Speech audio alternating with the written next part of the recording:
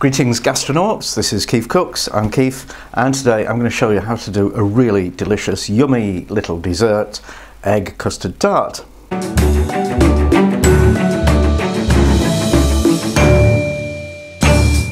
So I'm doing this for Chrissy Wales, who's requested it. Hope you like it. I know I like it. These things are delicious, and they're actually, you know, things like egg custard in pastry are quite common in a number of different cuisines, but this is the sort of French British one, and it's a little bit fiddly with the pastry, but really well worth doing. Egg custard tarts, let's do it. Okay, for the pastry I'm going to do a sweet short crust number.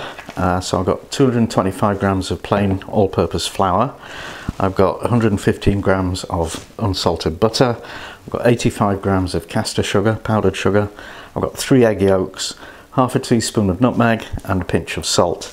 Your butter needs to be real cold because we're going to grate it. There we go, grate, grate, grate, grate, grate.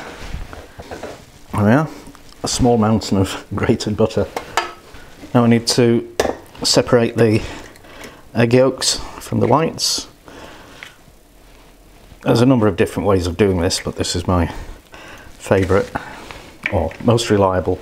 Okay, we need to rub the butter into the flour.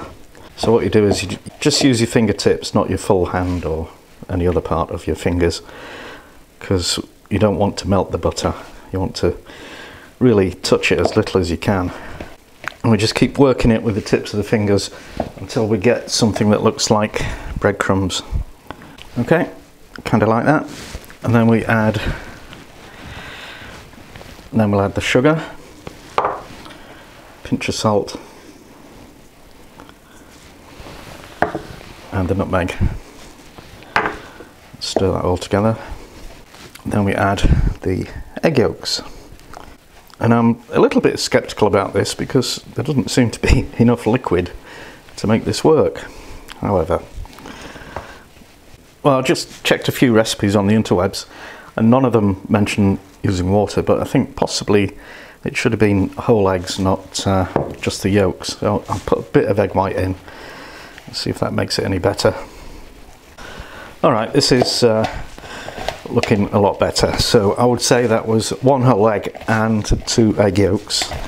I'll just keep working it till you've got a coherent ball of dough. Okay, like that. So I'm going to wrap this in good old plastic film and stick it in the freezer for half an hour to chill right down. Okay, the next step is to line your flan dish with pastry. In fact, I'm going to make individual ones, well, slightly greedy individual ones. So I've buttered those, and these little tins have got removable bottoms. It's much better to use a thing with a removable bottom because then you've got a chance of getting the thing out without breaking it. Anyway. The flour on the worktop, the cool pastry, the big old rolling pin, and just roll it out to about 3 or 4 millimeters thick, about 1/4 of an inch.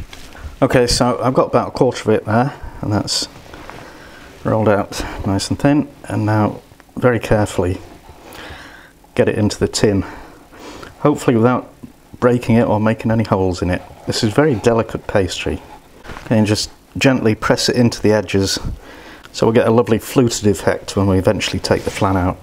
Now cut off the excess but leave a bit overhanging. There we go, 4 little pastry cases. Now these need to go back in the fridge again for another half hour to chill. So you need to preheat your oven to 160 degrees if it's a fan oven, or 180 degrees if not. Right, now we're ready to blind bake the pastry cases. So what you need to do is just make some little holes in the bottom, not all the way through the pastry, but this stops it puffing up. Now get a bit of greaseproof paper and scrunch it up. And then unscrunch it. We do this so it'll fit into the nooks and crannies more easily. Okay, and then fill it with whatever you use for blind baking, baking beans or any other beans, or I always use rice. Pop these in the oven for 20 minutes. Okay, 20 minutes is up, so we get our cases out of the oven and remove the baking whatever it was that you used, the rice or the beans or whatever, and then put these back in the oven for another 10 minutes. Now there's one more little step, which is to paint the insides of the cases with beaten egg, and the purpose of this is to stop the filling from being absorbed by the pastry. It's like a sealant really. And I'll just pop that back in the oven for another 2 minutes. So we put these on one side for a bit while we get on with making the filling. I've turned the oven down to 120 Celsius, that will be 140 if you don't have a fan oven. And yeah, let's go. And I'm just munching a bit of this pastry. It's delicious. Okay, ingredients for the filling. I've got 300 ml of double cream, 100 ml of milk, 60 grams of caster sugar, 2 whole eggs, and the 2 egg whites from earlier. And now we need to bring the cream and the milk to a gentle simmer. Be very careful not to let it boil. And while that's happening, we'll whisk together the eggs, the egg whites, and the sugar. So there's the eggs. Let's pop in the sugar, get that well mixed in. And also, as always, I forgot to mention something, nutmeg. Nuez moscada from Spain. Okay, the milk and the cream have come to a simmer, so let's pop half of that in there. And actually I'm going to change this for a bigger jug. There we go, monster jug. And the rest of the milk and cream. Now I've got my cases on a tray on a shelf in the oven, and I'll pour in the filling right to the top, because you do it like this because you don't want to be carrying this stuff around because you'll spill it. Probably got enough left over there to do a couple more, but I haven't got enough pastry. Okay, so last thing to do is sprinkle on nutmeg, and then we'll bake that for 35 to 45 minutes. Okay, so we've had 35 minutes and got very slight wobble on, so that's fine, that is done. So now we just have to let them cool down, and then we'll trim off the excess pastry, get them out the tins and eat them. Yeah! Okay, here we have our cooled down tarts, and we just need to carefully get rid of the excess pastry. So a serrated knife, a bread knife, is probably the best thing for this job. And now let's get them out the tin. Ooh, easy. Look at that, one beautiful custard tart. Let's cut one of these open. Oh, look at that, fabulous. And now the moment I've been waiting for all afternoon, taste time. Mmm.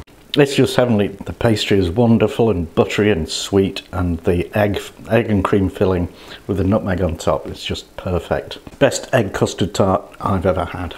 Okay, here's a bonus recipe. We've got a load of custard left over, and one thing you can do with that is creme brulee. Creme brulee is fabulous. It's a set custard, basically, well, exactly the same as in the custard tart, but with a layer of caramelised sugar on top, and it's wonderful. And because we've got the custard already, dead easy. So to make the creme brulee, first of all you want to get your oven preheating to 150 Celsius if it's a fan oven, or 170 if it isn't. I've got the custard filling from the custard tarts, and 2 tablespoons of white sugar, and 2 metal containers. You can use ramekins as well if you want. And all you do is just plop some of that in there. Okay. Could have maybe done with a bit more, but it doesn't matter that much. And you want an oven-proof dish, because we're just going to cook them in a bain-marie kind of thing. So hot water, a couple of centimetres, about an inch, and slam that in the oven for 35 to 40 minutes.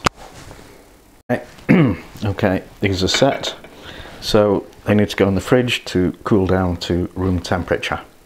And now to finish them off, sprinkle sugar on the top,